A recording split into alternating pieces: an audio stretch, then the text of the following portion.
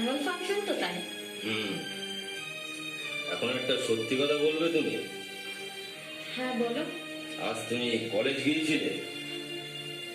হ্যাঁ মানে আর আমি যদি বলি তুমি যাওনি? হ্যাঁ মামা, আজ কলেজ কামাই করে তুমি পার্কের সামনে একটি ছেলের সাথে গল্প করছিলে, বলো এটা সত্যি না মিথ্যে? হ্যাঁ সত্যি। কি হয়েছে হরি? কিরে, মামার কথার উত্তর দে, ছেলেটা কে ছিল?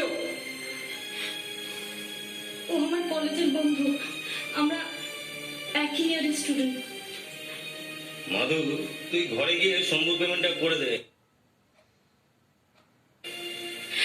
মামা আমার ভুল হয়ে গেছে, মামা বিশ্বাস করো, এমনটা আর কোনোদিন হবে না। বলো, আর কোনোদিন হবে না।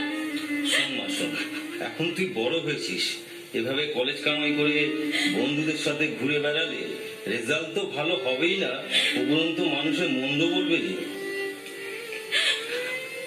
শোন, তোর মামার মান সম্মান হানি হয় এমন কাজ তুই কেন করিস? তুই কি চাস পাঁচজনে এসে তোর মামাকে পাঁচটা কথা শোনা?